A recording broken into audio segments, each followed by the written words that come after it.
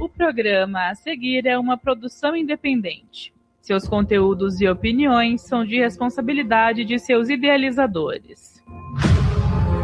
1h59. Se a vida tá corrida, o tempo manda dar no pé. Boa tarde, boa tarde, boa tarde. Eu sou a Dani Biondo Crossetti e esse é o nosso Cafex e Dani, a sua revista especialista em generalidades.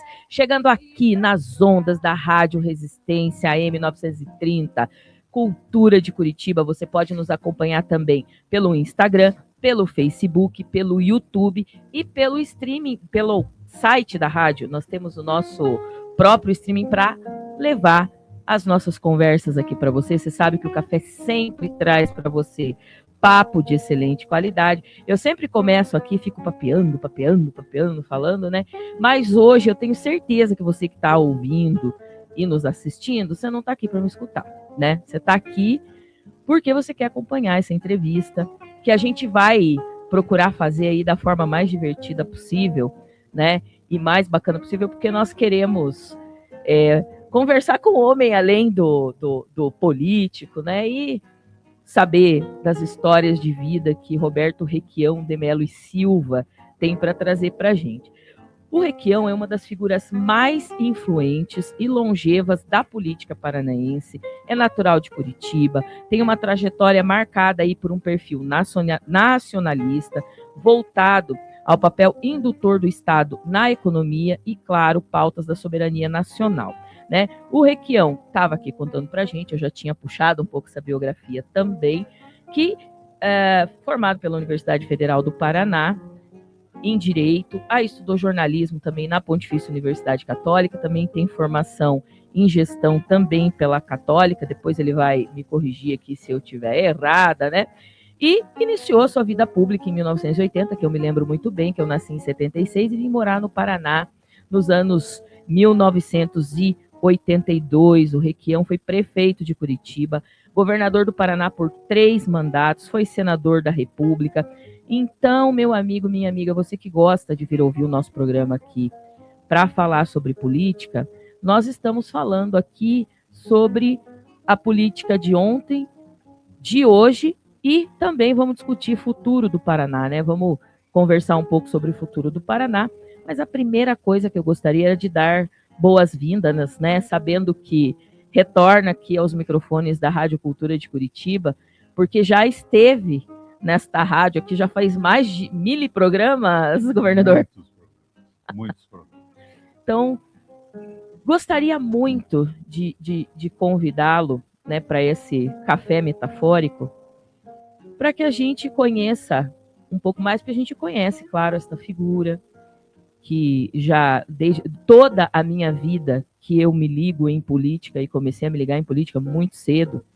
Eu nasci em 76, em 1992 eu já estava carregando bandeira e fazendo política por aí, né? Sem entender muito, depois a gente vai no papel da militância, depois a gente começa a entender que o militante e o político têm que ser figuras diferentes, que eventualmente a gente vai fazer coisas das quais a gente não se orgulha, coisas que a gente não gosta, mas depois a gente vai fazer coisas que a gente gosta. Eventualmente a gente vai ter que dialogar com pessoas que a gente jamais imaginaria, mas a política se faz dessa forma. E é com essa sua experiência que a gente queria dialogar hoje.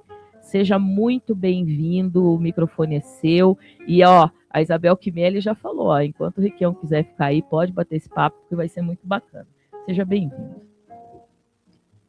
Bom dia, boa tarde, né? Boa tarde. Dani, eu sou formado em urbanismo pela Fundação Getúlio Vargas. Uhum. Era eu e o Jaime Lerner, eram os dois urbanistas que fizeram política, especialista na construção e administração de cidades. O Lerner, um excelente urbanista, meu amigo pessoal, era meu adversário político, mas sábado almoçávamos juntos na minha casa. Mas o Lerner, na minha opinião, faltava a ele um pouco da visão social da cidade. Então, um dia eu disse a ele, Jaime, você tem que mudar isso, política social, vamos pensar mais na qualidade do ensino, na saúde pública. Ele disse, Requião, se você acha tão bom isso, se candidate contra mim. Eu me candidatei. Ele tinha 90% nas pesquisas de opinião, eu tinha 2%. Daí fomos para os debates. E eu ganhei a eleição, me tornei prefeito de Curitiba. Agora, na minha formação, Eu fui senador por 2 vezes, governador por 3 vezes. E como senador, eu presidi o Parlamento Europeu Latino-Americano. Fui presidente do Parlamento Europeu Latino-Americano. Portanto, presidente de um plenário, num congresso de 45 países. Co-presidente, porque era eu e, alternativamente, um deputado espanhol também presidia comigo isso. E fui presidente do Parlasul, que era em Montevidéu, no Uruguai, e presidente do Parlatino, no Panamá.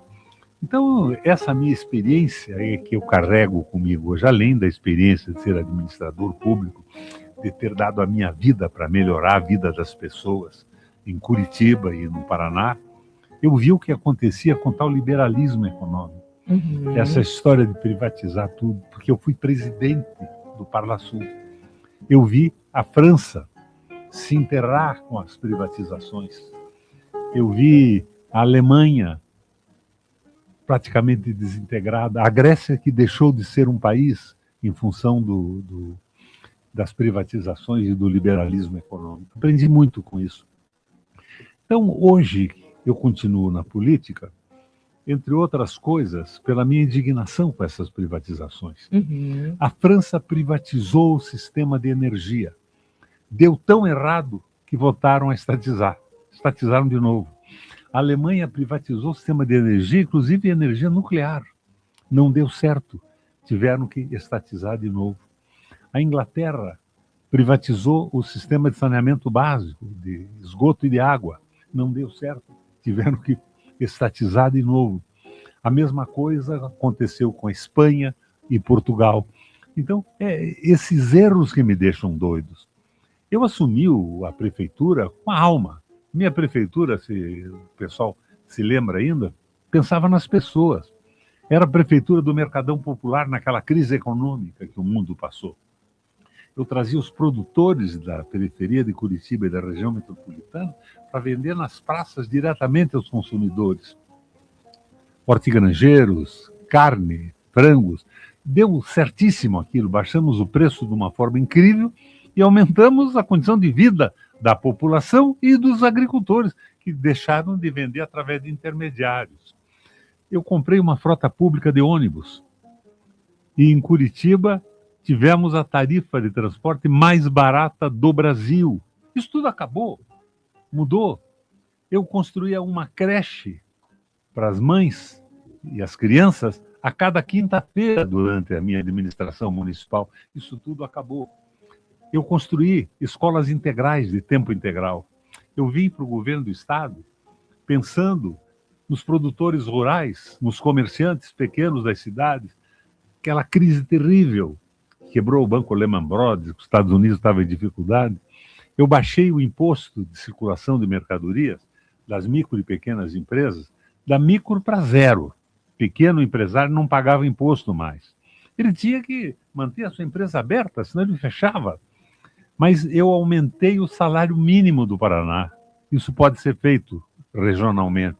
E o salário mínimo do Paraná foi o mais alto do Brasil. Quando eu aumentei, o pessoal dizia, vai quebrar os pequenos. Senão não vai quebrar, porque eles não vão pagar imposto. Então eu troquei imposto por emprego. E, além dos micros, os pequenos vinham numa escala para cima, 2,5%, não o que se cobrava na época, que era 18%, e 25% para alguns bens. Isso tudo acabou. O que o pessoal está fazendo? Eu fui a Paris junto com o Fachin, que hoje é presidente do Supremo Tribunal Federal, para impedir a privatização de usinas hidrelétricas do Paraná. Tinham privatizado a usina de gás de Araucária. Nós ganhamos essa parada. Eu recomprei a parte dos americanos. Copel Pública deu para o Estado do Paraná a tarifa mais baixa do Brasil. Porque a Copel Pública, ela funciona para atender as pessoas. Justo. Atender o comércio, atender a indústria. E a Copel privatizada, um grupo pequeno de pessoas, utiliza a empresa inteira para ganhar mais dinheiro. E como eles ganham mais dinheiro, Dani? Aumentando a tarifa e diminuindo o investimento. Por isso que está essa bagunça da Copel do Paraná. Exato. Ela não está se mantendo acesa mais o tempo todo, com apagões e tudo mais, mas tem gente ganhando fortunas. O atual presidente da Copel, segundo eu vi aí na mídia, ganha 360 mil reais por mês. É uma verdadeira loucura. A pessoa não consegue nem gastar um dinheiro desse, né? Mas não Tem é, nem mas como, não é, uma isso usura é o terrível. de menos, porque eles estão fazendo a distribuição de dividendos, porque eles não investem, demitiram empregados, estão com um serviço péssimo. A França fez isso, não deu certo, estatizou de novo. Nós temos que reestatizar a Copel, porque a Copel privada prejudica a indústria privada, a iniciativa privada. Porque o dono de uma empresa vai pagar sempre a tarifa mais alta possível para que os sócios da Copel, os donos da Copel, ganhem dinheiro. A mesma coisa com a Sanepar. 2/3 da Sanepar já está privatizado. Eu peguei a Sanepar com um consórcio dominó que mandava na empresa e privatizava, mandei o consórcio para o alto e mantive a Sanepar nas mãos do Estado com tarifas baixíssimas. Água praticamente de graça para os mais pobres e água barata para todo mundo. Acabou isso. Venderam o porto de Paranaguá para uma empresa americana, a Cargill, que não é nem uma empresa de capital aberto, é uma empresa de 2 famílias. Então, eu vejo que tudo que eu fiz com a alma para que o Paraná vivesse melhor, as pessoas vivessem melhor, que as indústrias paranaenses e o comércio pudessem se desenvolver, pagando bons salários aos seus trabalhadores, acabou. É só negócio, é só lucro. Como é que venderam a Copel? Como é que fizeram de novo o pedágio? Você sabe que eu brigava contra o pedágio? E o Ministério Público, esse do Deltan Dallagnol, estadual e federal, davam pareceres a favor dos concessionários para aumentar a tarifa, e vinha um juiz e dava uma liminar para subir o preço. Então a minha guerra era contra o concessionário, o Ministério Público estadual e federal e o abuso que o juiz considerava por conselho dos ministérios públicos. Uma briga muito dura. E, de novo, nós temos aí o pedágio mais caro do Brasil, um modelo desgraçado que é para ganhar milhões. Deram isenção para grandes empresas. Pasmem com o que eu vou dizer agora. 22 bilhões de reais por ano de isenção. Imposto que deviam pagar e não pagam. Agora, o pedágio tem a obrigação de investir 46 ou 60 bilhões de reais, não num ano, em 35 anos. Então, em 3 anos, a isenção dos impostos já dos cobre o muito ricos, investimento. cobre o investimento. Ele diz, não, o Estado não tem dinheiro para investir. Como é que não tem dinheiro? Acabe com essa isenção amalucada? Os pequenos pagam. Subiram o imposto dos produtos no Paraná. Era 18, agora é 19,5. 19,5. Você sabe que eu queria te fazer uma pergunta? Que é uma dúvida, é uma coisa que me tortura também. Eu também fico com isso. Como que conseguiu-se convencer a classe trabalhadora de que este modelo é um modelo adequado para ela? Porque a gente vê as pessoas, né, rede social, eu sei que o governador é ativo nas redes sociais e comenta e lê. Para mim, o começo do fim que me assustou muito, eu como advogada ainda falava com meus colegas advogados trabalhistas. Eu falava assim, gente, se vocês não estão se descabelando com o trabalhador fazendo fila para chegar no sindicato e falar que ele não quer a contribuição associativa para ter o direito dele defendido pelo sindicato, isso é um sinal dos tempos. Não é defendido, é garantido. É garantido. É garantido o 13º salário, é garantido as férias. E agora 70% da população brasileira está endividada. E pejotizada. Agora, por que está endividada? O juro de um cartão de crédito é 432% ao ano. O juro. É um absurdo. Então, não há maneira. E agora o governo quer renegociar isso. Parabéns. Renegociar alivia pontualmente o desespero do trabalhador. Mas não resolve o problema. Mas pega 20% do fundo de garantia para pagar a dívida.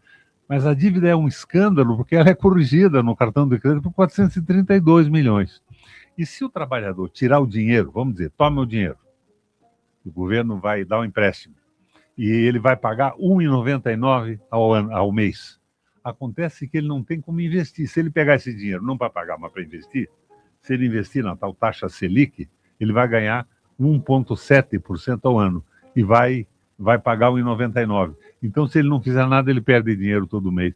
É o sistema financeiro do Brasil que está errado.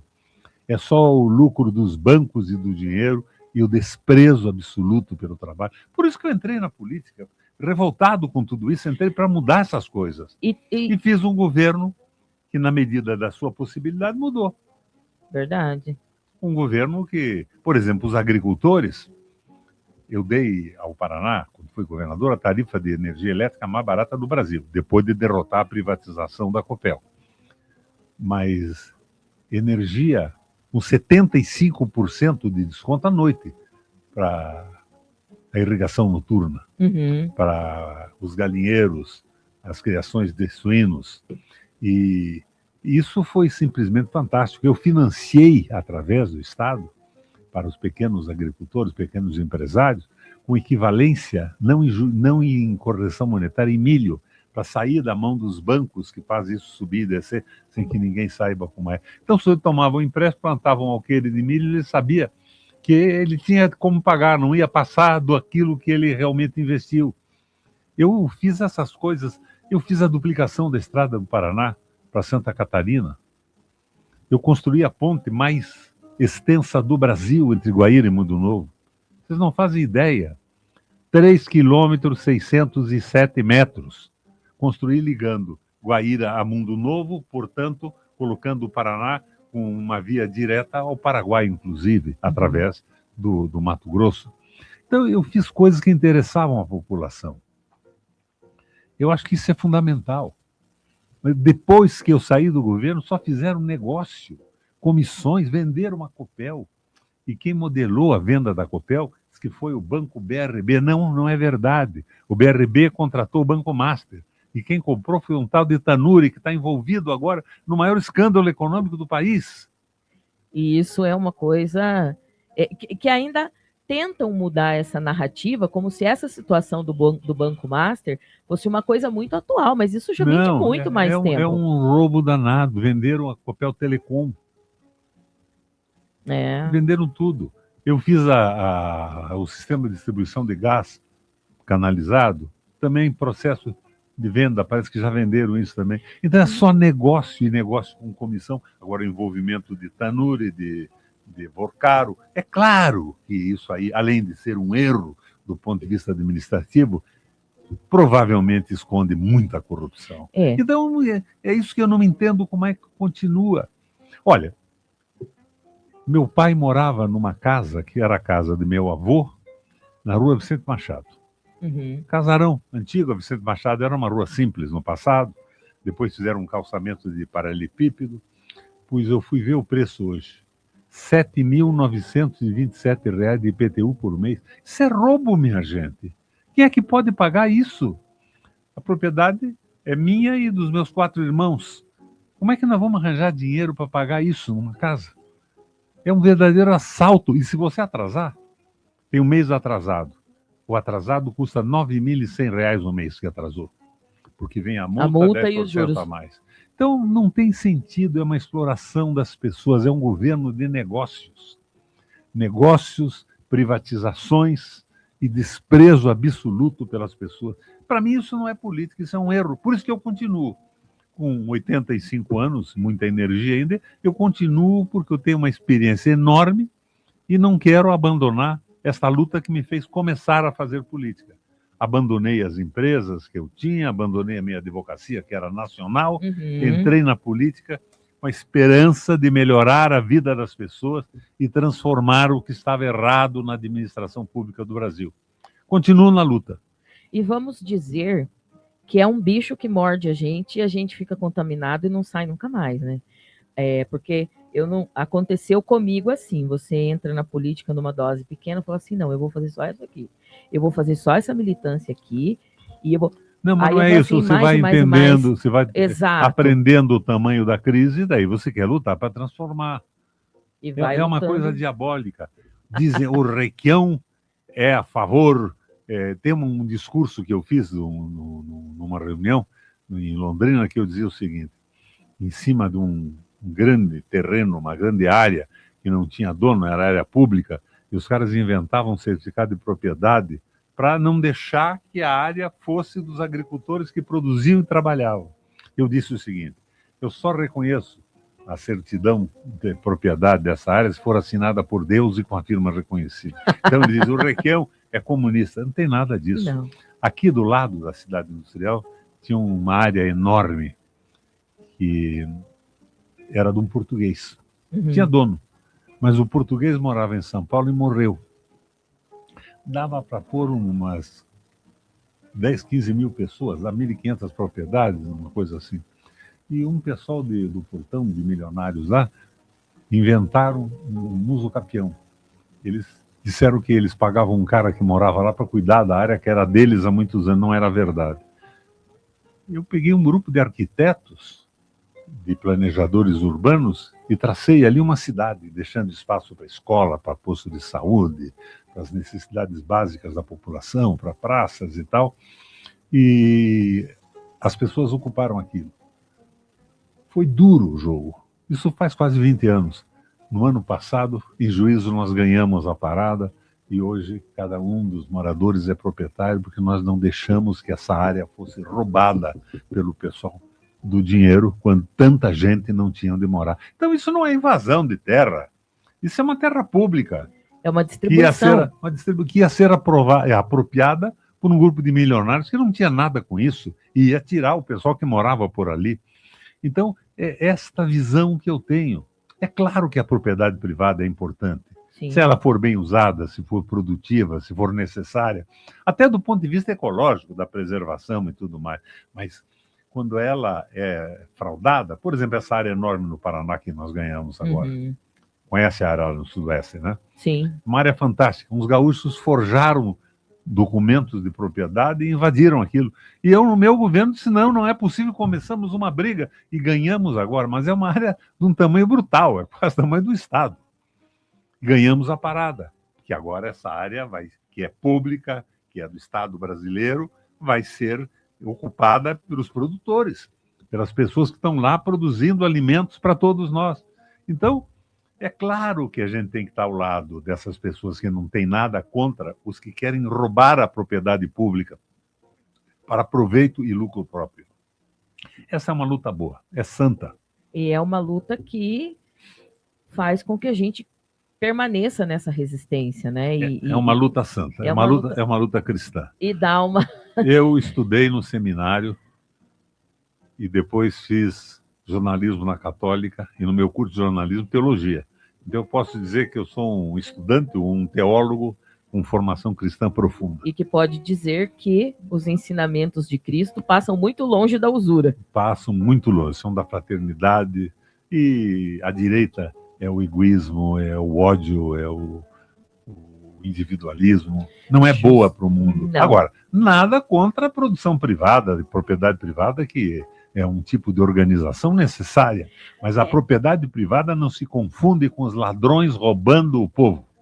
Esse é um equilíbrio que eu quero até conversar no nosso segundo bloco. Vamos fazer um intervalo para a gente dar uma descansadinha, mas é muito rápido, é 30, 40 segundos. A gente já volta para continuar esta conversa maravilhosa com Roberto Requião. A Copel acaba de concluir a mais moderna rede de energia rural do Brasil. Os 25 mil quilômetros do Paraná Trifásico estão prontos. E tudo isso para chegar aonde importa. Até você, produtor rural, aproveite para se conectar. A Copel paga uma parte. A outra tem juros subsidiado pelo Banco do Agricultor Paranaense. Acesse o site copel.com/trifásico e saiba mais. É o agro do Paraná mudando de fase com a força da Copel. Pura energia. Documentos, exames, relatórios. O volume está no preto e branco. Com a Multicópias, sua empresa ganha alto rendimento, baixo custo por página e suporte completo. Mais eficiência na operação. Multicópias. Imprimir bem é comunicar melhor. Ligue agora. 41 30 79 38 59. E-mail comercial@multicopiasbrasil.com.br. Rua João Ferro, 278, Santa Felicidade.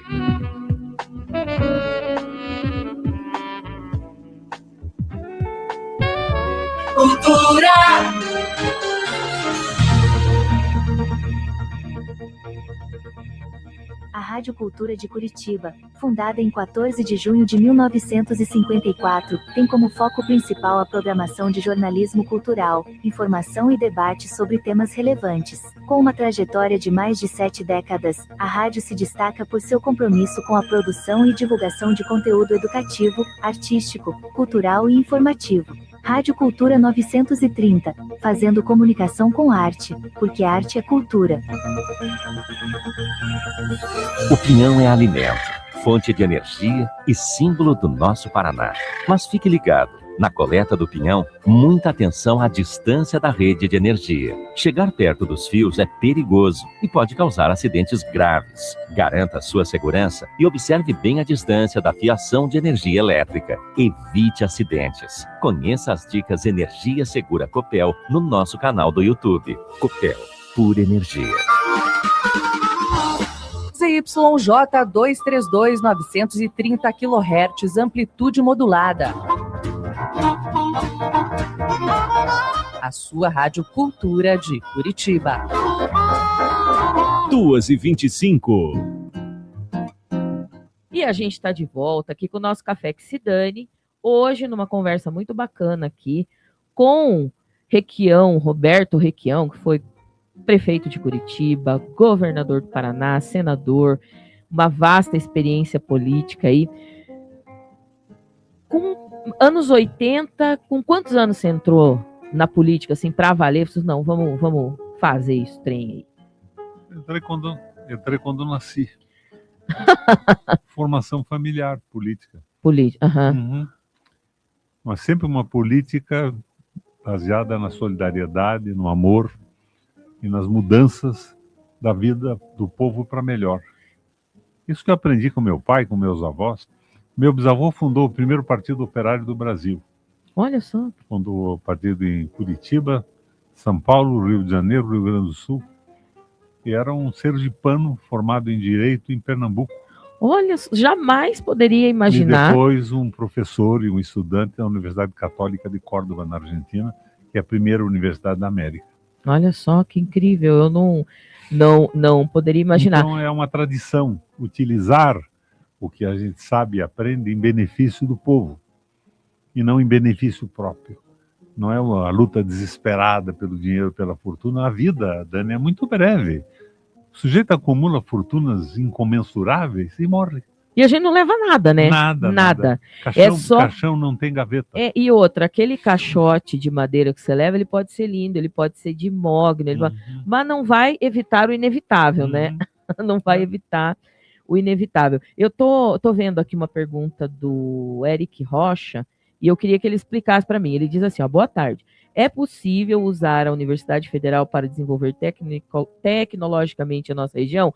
Conta para nós qual que é a tua região, Eric, o escopo da pergunta para a gente. Mas a universidade pública, ela é sempre possível para é o que ela faz, exatamente, independente de qualquer coisa. A universidade pública brasileira formando quadros em todas as áreas para o crescimento do país. É a função da universidade. Para especificamente, eu não sei qual é a região dele, qual é a tecnologia que qual é a tecnologia, mas a gente pode presumir. Né? Por exemplo, eu criei no Paraná uma época, tinha um problema das crianças, eram 200 mil crianças mais ou menos, que não tinham alimentação, não tinham leite. Eu criei o leite das crianças. Cada criança recebia 1 litro de leite por dia, e leite que era distribuído pelas escolas, onde tinham os refrigeradores, e produzido no Paraná. Para que isso desse certo, eu comprei na Argentina 200 mil vacas argentinas. Eram vacas especiais, holando-argentinas, climatadas nesse clima da América do Sul. Com 1 litro de concentrado por dia, elas davam 20 litros de leite. E daí, tecnologicamente, botei o pessoal da Emater, que é a par do Estado, a ensinar o pessoal a fazer silagem e feração para alimentar essas vacas. E financiei refrigeradores nas produções. No começo que eu lancei o programa, uma parte do meu governo, não, eu vou comprar leite em pó da Argentina. Eu disse, não, eu quero leite produzido no Paraná, porque além de alimentar as crianças, eu quero que o Paraná desenvolva a produção de leite e a produção de vacas leiteiras, cultivo de vacas E leiteiras. fomentar essa tecnologia. 200 mil vacas foram compradas, financiei refrigeradores, geladeiras nas escolas para distribuir, e chegamos a alcançar 180, 190 mil crianças por dia. Um troço simplesmente maravilhoso. É o programa do leite das crianças e da vaca leiteira comprada na Argentina. Distribui essas vacas para os pequenos produtores, com uma condição: que eles devolvessem um bezerro para a gente, porque recebiam 5, 6 vacas, dependendo da condição da propriedade, que devolvessem depois um bezerro que seria redistribuído para outras pessoas. Não precisei fazer isso, porque em determinado momento elas se espalharam pelo Paraná de uma forma tão grande que a distribuição já era natural, ocorria independente da participação do governo nesse processo. E depois das ovelhas. As vacas não foram 200 mil, me perdoa, vamos corrigir, eu comprei 100 mil vacas e comprei 200 mil ovelhas. Qual era o problema? Faltava proteína na alimentação das pessoas mais pobres do Paraná. E a proteína da ovelha é uma verdadeira maravilha. Eu comprei 200 mil ovelhas no Uruguai e na Argentina. E comprei machos Texel e machos escoceses na Europa, na Escócia, na Inglaterra, para fazer reprodução. A ovelha é interessante, as ovelhas eram corriedale, ovelhas que existem no Uruguai e na Argentina, mas a ovelha com dois partos, duas impressões, ela se transforma na raça do macho rapidamente. Então fizemos um rebanho maravilhoso. E hoje também é a mesma coisa. Eles tinham que devolver ovelhas à medida que criavam. Não precisou mais, porque a criação foi tão grande, espalhou. Hoje você encontra um churrasco de ovelha em qualquer posto de gasolina que você parar no Paraná. Então, coisas para atingir a população. A base, né? E falando em base, e eu acho que um dos mais importantes legados que os governos seus deixaram, e eu já tinha falado isso fora do ar, até falei para não parecer bajulação, vou falar aqui fora, porque eu fui cria de escola pública do Paraná, e uma pessoa que morou em 17 municípios. Uma pessoa que morou em 17 municípios estudou em muita escola diferente, né? Em governos diferentes, e a gente via a diferença dos professores. Eu tive uma professora que no primeiro massacre dos professores do Álvaro Dias, lá nos anos 80, tive uma professora de geografia que chegou, eu juro para vocês, para dar aula como se ela fosse uma folha de carbono, de tanto que aquela mulher apanhou. A primeira vez que soltaram os cavalos em cima dos professores. Álvaro Dias. Uma coisa que eu não consigo tirar da minha memória foi a minha professora, nossa professora, que tanto emprestava para a gente de conhecimento, chegando de bengala e toda machucada daquela forma. Aquilo para mim foi muito traumático, e eu peguei um trauma do nome daquela pessoa. Eu era uma menina, tinha a idade da minha filha, 12 anos, eu peguei um trauma daquela pessoa. E a gente sempre sabia quando era, a gente não tinha entendimento muito de política, mas a gente sabia quando era governo Requião. Por quê? A merenda era bacana, a gente tinha professores melhor qualificados, a gente tinha o livro didático, porque uma coisa, eu como uma pessoa que trata nessa área ambiental, sou conselheira estadual do meio ambiente pela sociedade civil, faço parte do Fundo Nacional do Meio Ambiente também pela sociedade civil, faço parte da Comissão de Direito Ambiental da Ordem dos Advogados do Brasil, tenho essa defesa do meio ambiente. E, na minha opinião, livro jamais poderia ser jogado fora. Ou, uma criança usou um livro didático esse ano, o livro tinha que ser repassado, gente. Isso não é só uma questão... É uma questão de economia. E nós tínhamos os livros. O governo passou a imprimir livros. Imprimir livros. Dos nossos melhores professores. Mas veja bem, para você entender como é que você encara um aspecto desse. Senão parece o populismo. O sujeito que diz tudo sim para ganhar uma eleição. Exatamente. Eu ganhei a eleição e os professores diziam que queriam melhorar o salário. Eu disse a eles o seguinte: vocês querem melhorar o salário, eu acho justo, se são membros de um sindicato. Mas eu quero melhorar a qualidade de ensino. Vocês, professores, têm um problema. Vocês não tiveram o melhor ensino possível. Porque um professor do Paraná é tão inteligente como um professor da Suíça, da Inglaterra, de qualquer país evoluído do mundo, mas não teve a escola que desse a condição dele atingir um grau de performance didática e pedagógica. Então eu fiz o seguinte: eu mexi no plano de cargos de salário, criei mais 2 níveis, um salário mais alto. Daí criei o PDE, que é a formação continuada dos professores. O professor do Paraná saía da escola e entrava numa universidade. Que universidade? Vai fazer uma pós-graduação, uma graduação, um aperfeiçoamento, que fechado numa sala de aula ele não podia evoluir. A sala de aula lotada, ele não tinha tempo nem para corrigir prova. Ele tinha que se esforçar desesperadamente. Mas eu aperfeiçoei as universidades. Eu construí alas nas universidades públicas e contratei os melhores pedagogos e didatas do Brasil para darem aula aqui. Daí o professor, por 1 ano, saía da sala de aula, remunerado, ia para a universidade para melhorar o seu nível de conhecimento. No 2º ano, ele continuava na universidade e a metade do tempo na escola. Então ele saía com condições didáticas e pedagógicas iguais aos superiores de qualquer professor do mundo. Mas daí ele galgava também os 2 níveis que eu criei mais alto. Então paguei um salário decente, garanti uma aposentadoria honrosa e bacana, mas fomos para o 1º lugar do país em qualidade de ensino. Isso acabou. Acabaram com a formação continuada e inventaram agora um troço pela internet. É uma piada esse governo, esses governos que me sucederam nesse aspecto. Nós estávamos com o melhor sistema de ensino do país e com um avanço notabilíssimo. Eu hoje faria de novo o PDE, formação continuada de professor, mas não só de professores, de todos os funcionários da escola. E todos que trabalham na escola são educadores, desde a cozinha até a manutenção, as pessoas que cuidam dos alunos, esse troço todo. E agora vem com essa bobagem de militarizar a escola, botar soldado. Isso aí é um calcanhar de Aquiles gravíssimo, porque não tem necessidade. Não deu certo, é bobagem isso.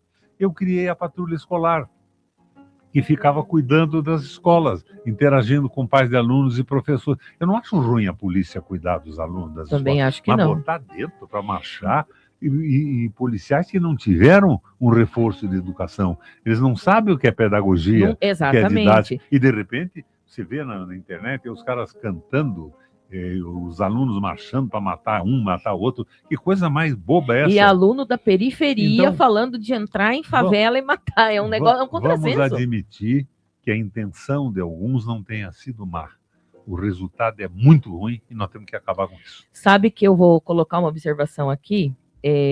Eu fui participar de um evento dentro de uma escola cívico-militar.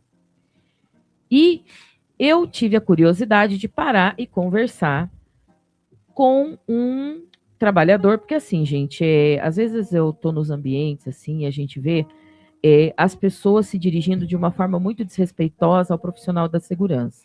Mas ele também é um trabalhador que está ali e na grande... E a gente precisa entender que a polícia nossa, de uma maneira geral, ela não é treinada para dialogar com o povo que é com quem ela vai lidar.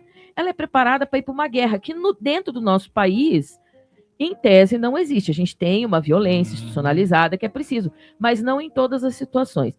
Então, a gente precisa tratar com o profissional da segurança pública como um profissional da segurança pública. E eu comecei a conversar com ele, governador, e peguei e falei para ele, olha, o que você acha de você estar trabalhando aqui, e e ele olhou para mim e falou assim, você acha, moça, que eu fiquei 25 anos da minha vida na academia para vir aqui ser bedel de aluno?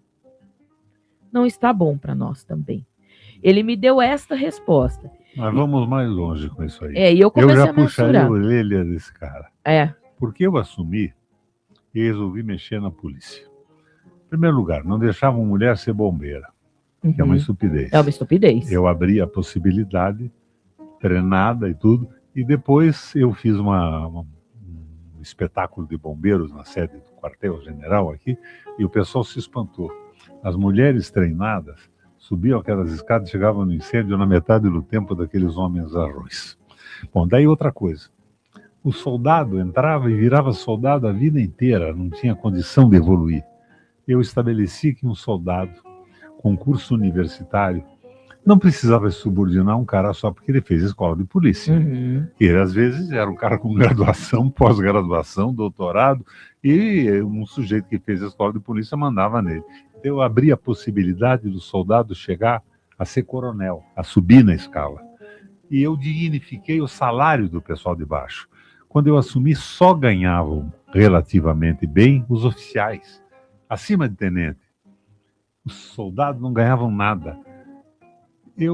Quando fiz a patrulha escolar, eu fui ver como é que eu podia esperar que os soldados cuidassem da escola e da cidade se eles moravam em favela. Então eu simplesmente melhorei o salário e tirei o soldado da polícia militar da condição de ser favelado, dando condição para ele crescer na vida. E construí casas para soldados dentro das escolas. Eram selecionados, moravam com a família dentro de uma escola. Então a escola, inclusive nas férias, tinha um policiamento que não custava uma fortuna para o Estado. Acabou isso tudo. E eu de conheço novo, isso. só sobem dos oficiais superiores. Eu vi isso porque no interior era assim. Porque o que nós fazíamos? E o que eu penso, né, na minha utopia, né? Que igreja, escola, todo prédio público, para além daquela função dele, ele deveria ter uma função social também. E na minha época, o que acontecia? Como tinha este policiamento dentro da escola, havia uma autorização da direção da escola, a gente morava no interior, cidadezinha pequena, não tinha nada para fazer. Onde eu construí aqueles centros Sim. Para o contraturno das escolas, onde o pessoal tinha piscina, esportes, quadra, e a comunidade participava junto. No final de semana, abria-se a porta, a gente ia jogar vôlei Claro. na quadra da escola, ia jogar basquete na quadra da escola. Muitos professores faziam um trabalho social ali no final de semana. Isso faz integração social. E eu acho também que isso vem faltando para nós como sociedade, essa integração como comunidade. Eu comecei a fazer e fiz muito, parou. Depois eu fiz aquelas escolas para meninos infratores. Mandavam para a penitenciária. Eu fiz escolas. Eram espaços com piscina, com esporte e com ensino pedagógico. Não era um calabouço. Era uma estrutura comunitária com médicos, pediatras, psicólogos. E isso reintegra para a sociedade. Reintegra e é completamente diferente. A coisa é tão estranha. Eu lembro que eu fiz um maravilhoso em Foz do Iguaçu. Uma piscina semiolímpica, incrível. Eu saí do governo, o governo que me sucedeu mandou aterrar a piscina, que não queria piscina a favor de infratores. Gente, isso é um uma absurdo. Coisa idiota. Isso é mais do que idiota. Vamos ver aqui que o nosso amigo o Eric, ele veio complementar a pergunta dele aqui. Região de Curitiba e seu entorno. Nosso zoológico poderia absorver vários cursos melhorando a infraestrutura. Né? Obrigada pela resposta, Requião, esclarecedor. É aquilo que a gente falou. É possível aproveitar o conhecimento da universidade pública em todos os lugares. Não é possível, é necessário. É necessário. É isso aí. É necessário.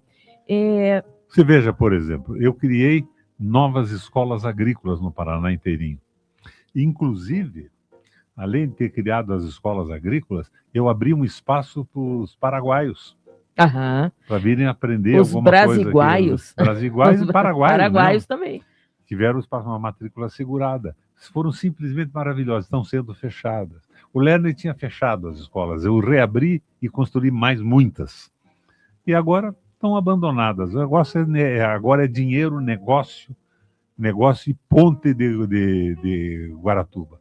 A ponte de Guaratuba é bacana, eu vou passar lá. Mas o preço inicial dela era 300 milhões, custou 500. Como é que dá um salto de 200 milhões de uma hora para outra? E tem outra coisa. Guaratuba fica entre a Bahia e o mar. É um espaço de terra muito pequeno.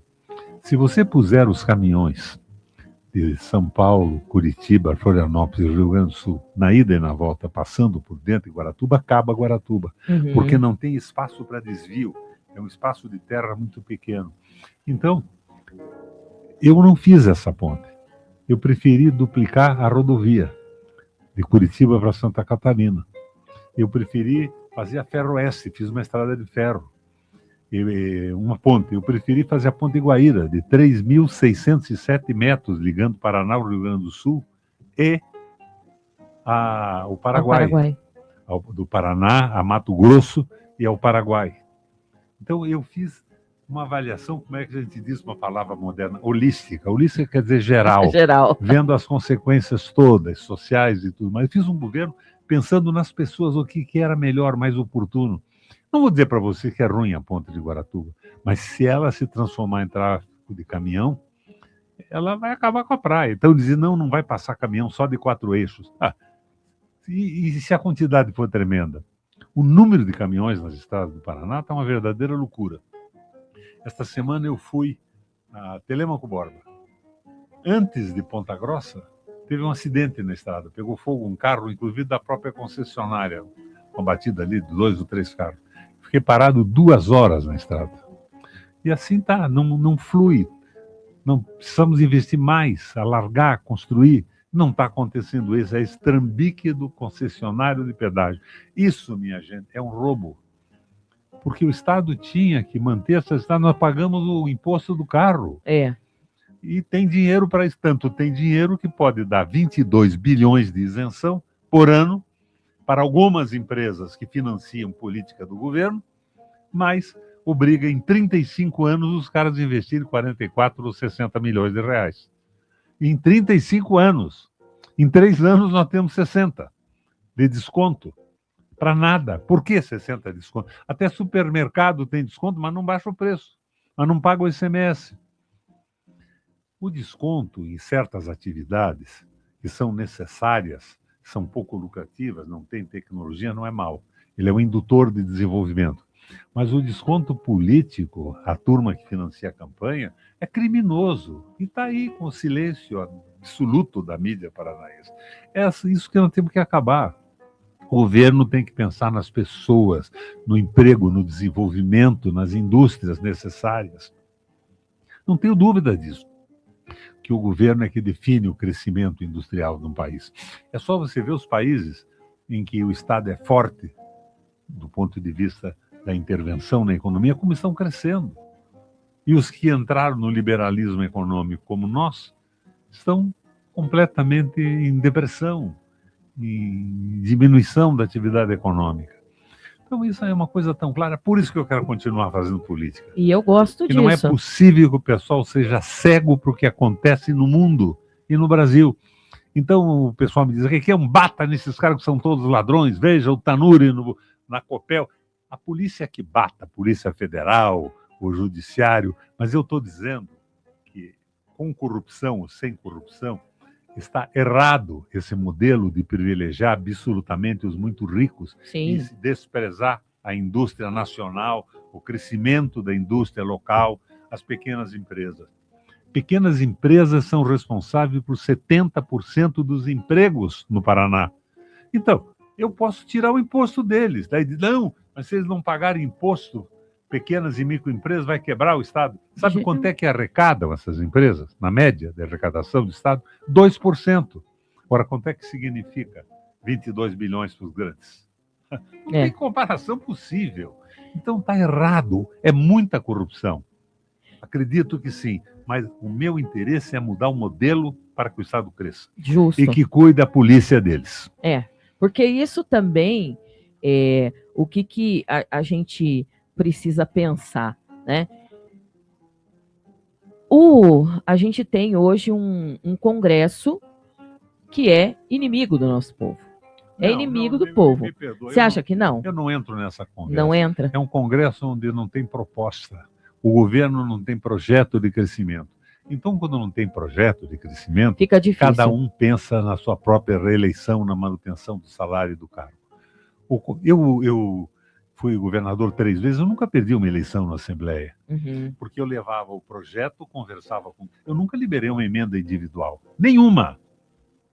O que eu fazia? Eu fazia projetos, eles podiam participar e ir para o interior e dizer, olha, essa escola aqui, das 1.500 que nós estamos construindo, só acontece porque nós aprovamos na Assembleia, mas era um projeto, não era uma picaretagem, não era uma lambança. É possível fazer diferente. Agora, o nosso governo, que tem algumas qualidades do ponto de vista da política compensatória. O que é política compensatória? O liberalismo econômico massacra o povo. O povo fica completamente marginalizado. E daí o povo se rebela. Não. Daí surge a política compensatória. Então, de repente, vem a Bolsa Pipoca, a Bolsa Gás, a Bolsa Povo, a Bolsa isso, a Bolsa aquilo. E o povo fica calado porque está recebendo um pequeno auxílio. Até o momento que a falta de crescimento econômico faz ocorrer o que ocorre na Argentina. Não deu mais para pagar a compensação. E ganha um Milei a eleição, que é uma desgraça completa. Tanto que ele está completamente desmoralizado agora. Está com mais de 60% de rejeição. E o Trump, nos Estados Unidos, com 74% de rejeição, por aí matando gente. Mas veja bem, então, tendo um projeto, você faz uma boa parte do Congresso ir com você. Mas sem projeto, só picareta se elege. E eu queria entrar no tema eleições, no nosso último bloco, que a gente vai prolongar até o tempo que o governador quiser, porque nós vamos falar de eleições 2026. Meu tempo é 3 horas. É 3 horas, tem um compromisso. Então a gente vai voltar, já vai falar. Não, vamos prosseguir. Terminamos aqui. Eleições 2026. O governador é pré-candidato. Eu quero continuar no processo político. Sem mandato, você não tem muita força para agir, não tem suporte possível de um gabinete e tudo mais. Saiu uma pesquisa no fim do ano passado para o Senado. Eu fui o primeiro colocado, disparadamente. Eu tinha 42%, o Álvaro Dias veio em segundo lugar com 38%. Nunca mais me puseram numa pesquisa. Daí não ponho, não apareço. O PDT gostaria que eu fosse candidato a deputado federal. Eles precisam de deputado federal. Então eu vejo essa possibilidade até junho, que é a convenção. Até junho, que é a convenção. O partido vai pensar e eu faço o que for melhor para a política brasileira. Posso ser candidato a deputado federal? Aliás, pergunta aos nossos ouvintes aí, o que vocês acham que eu devia fazer? Vamos fazer federal uma enquete. Ou senador? Federal ou senador? Mas isso resolvo na última hora. Hoje é mais próximo de uma candidatura federal. Mas porque eu não tenho dinheiro. Eu sou governador 3 vezes e estou aposentado economicamente. Sabe quanto eu ganho por mês? R$ 3.990 do INSS. Não está nem no teto do INSS. Agora, parece que estranho que até os meus 2 vices, o Pessutti e o Mário Pereira, recebem o salário de governador que foi pago a eles, mas negaram a mim. Por que negaram a mim? Eu sou nacionalista, eu sou um cara que trabalho do ponto de vista cristão, tenho sangue vermelho, como Cristo, eu trabalho para ajudar os outros, e fundamentalmente os mais pobres. E eles não se conformam com isso, querem tirar o Requião. Eu estava no PT, saí do PMDB, que virou um balcão de negócio, entrei no PT para evitar que o Bolsonaro ganhasse a eleição. Eu sou do Exército também, eu fiz CPOR, ASPOF, CAV, Requião. E eu conhecia o Bolsonaro. É uma coisa terrível, de ignorante, de maluco. Então, eu saí do Parlamento Europeu, voltei para o Brasil para ajudar o Lula a ganhar a eleição. Mas eu esperava muito mais do Lula. Ele ganhou a eleição, eu fiquei com a rejeição do PT, não me elegi senador. 10 dias antes, o Ibope me dava 55%, eu acabei com 20 e poucos por cento. Por quê? Rejeição ao PT. Mas o PT fez um acordo com o PSD do Ratinho, para ter alguns votos do PSD no Congresso Nacional. E a exigência do Kassab e do PSD, do Ratinho, era a seguinte: o Requião não pode participar de nada. Então o PT não me convidava mais para uma reunião, me ofereceram cargos para ganhar salários fantásticos, mas sem a condição de influir na política. Isso para a gente não serve, né? Me ofereceram a participação no Conselho de Administração de Itaipu, claro que eu não quis, e depois me ofereceram, o Lula gostaria que você fosse presidente do Conselho de Administração da Eletrobras.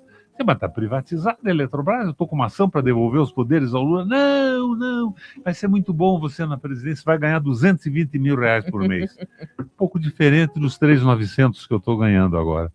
Mas eu saí do PT, não é o que eu queria. Então, muitos erros, tem qualidades também. A política social, a sensibilidade social é positiva, mas erros brutais cometeram, inclusive o ministério do Lula, a meu ver, é uma merda. Não conheço um ministro que eu pudesse dizer com admiração que estava fazendo pelo Brasil do ponto de vista da soberania, do benefício ao povo. E o Lula tem qualidades, mas a composição do governo, para mim, não prestou. Agora, se me perguntam, e agora o que você vai fazer? Se tivermos de novo o Lula e o Bolsonaro, eu não tenho dúvida. Eu tenho que apoiar o Lula, porque o outro é um horror. E Sim. o Lula não é tudo que eu gostaria, mas na comparação não resta outro caminho Numa composição. para qualquer não tem como. pessoa que tenha inteligência, que tenha neurônio na cabeça.